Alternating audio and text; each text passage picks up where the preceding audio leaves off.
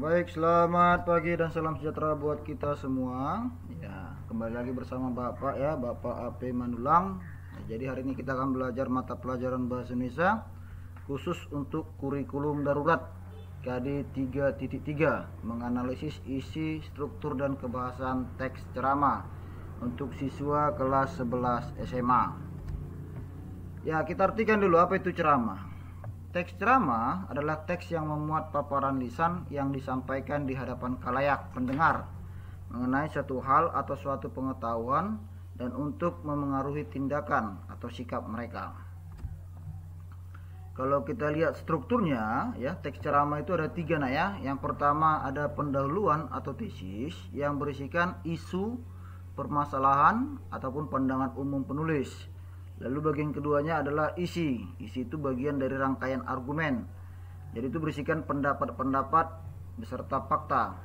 Dan yang terakhir penutup atau penegasan kembali. Ya, isinya itu berupa kesimpulan dan rangkuman. Saya contohkan ya satu buah teks ceramah ya.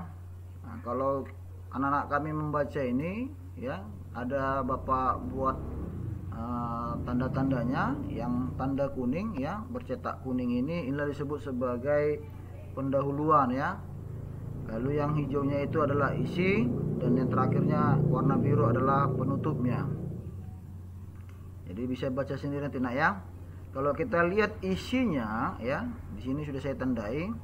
Isi pada teks ceramah ini adalah tentang menyampaikan budaya tepat waktu ya. Semuanya isinya itu membandingkan antara budaya tepat waktu di Indonesia dengan di Jepang, enak ya. Jadi memang isinya itu adalah menyampaikan tentang budaya tepat waktu. Lalu untuk ciri kebahasaannya, itu ada tiga ya. Yang pertama, dalam teks ceramah ini mengandung kalimat simpleks dan kompleks ya. Kalimat simpleks itu adalah kalimat yang memiliki satu klausa. Sedangkan kalimat kompleks adalah kalimat yang memiliki lebih dari satu klausa. Lalu yang kedua menggunakan kalimat deklaratif. Nah, kalimat deklaratif adalah kalimat yang memberitakan atau menyampaikan sesuatu informasi. Sedangkan imperatif adalah kalimat yang bersifat memerintah atau menyuruh. Lalu yang terakhir yaitu menggunakan kata sapaan. Ya. Di sini kalimat simpleks saya jelaskan ya, adalah kalimat yang hanya memiliki satu klausa. Contoh, di sana semua orang menghargai ketepatan waktu. Salah satu contoh dari kalimat ya, bukti bahwasannya ini adalah kalimat adalah diakhiri dengan tanda baca akhir ya. Tanda baca akhir bisa titik, bisa seru, bisa juga tanya. Jadi di sini hanya terdiri dari satu kalimat dengan satu klausa ya, diakhiri dengan tanda titik. Begitu juga dengan kalimat kedua, saya rasa kebiasaan ini perlu diubah. Nah, ini juga memiliki satu klausa. Sedangkan yang ketiga juga begitu ya, saya menyinggung Jepang hanya sebagai contoh saja. Jadi ketiga kalimat ini adalah kalimat simpleks ya, karena hanya memiliki satu klausa.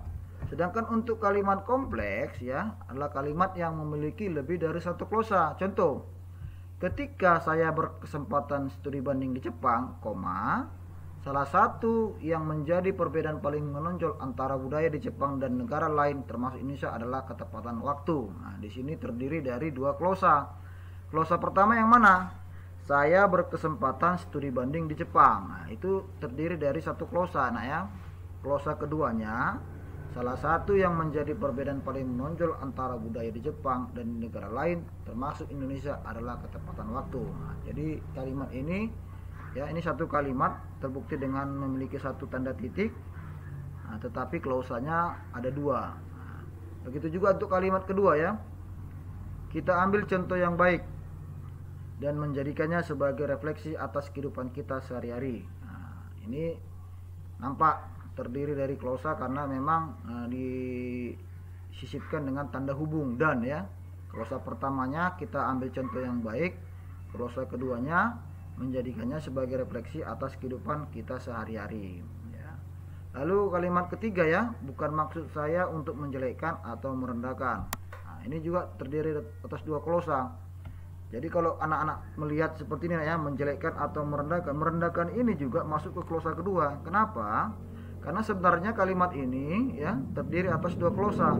Glosa yang pertama, bukan maksud saya untuk menjelekkan. Glosa kedua, bukan maksud saya untuk merendahkan. Nah, kalau digabungkan dia, bukan maksud saya untuk menjelekkan atau merendahkan ya. Itu terdiri atas dua glosa. Lalu kita lanjut ke bahasan berikutnya, yaitu kalimat deklaratif ya, adalah kalimat yang bertujuan memberitakan atau menyampaikan informasi.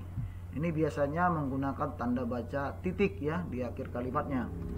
Nah, contoh, izinkan saya menyampaikan mengenai budaya tepat waktu, titik. Nah, ini hanya menyampaikan berita saja ya, menyampaikan informasi bahwasanya dia meminta izin menyampaikan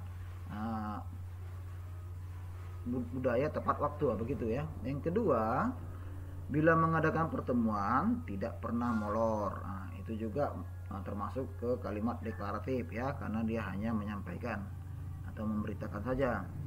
Untuk kalimat imperatif ya, kalimat imperatif adalah kalimat yang bertujuan memerintahkan ataupun mengajak ya, biasanya menggunakan tanda seru di akhir kalimat. Itu biasanya nak ya, tapi ada juga dia menggunakan tanda titik. Nah, contohnya, mari kita senantiasa bersyukur kehadirat Tuhan yang Maha Esa. Ya, ini kan memerintahkan dengan cara mengajak ya. Mari kita senantiasa bersyukur kehadirat Tuhan yang Maha Esa. Yang kedua, marilah kita sama-sama ubah kebiasaan jam karet. Nah, itu termasuk ke kalimat imperatif. Lalu yang terakhir yaitu menggunakan kata sapaan. Ya, kata sapaan pada teks ceramah itu biasanya selamat pagi yang begitu kan. Kalau dia siang, selamat siang. Kalau dia malam, selamat malam, dan lain sebagainya.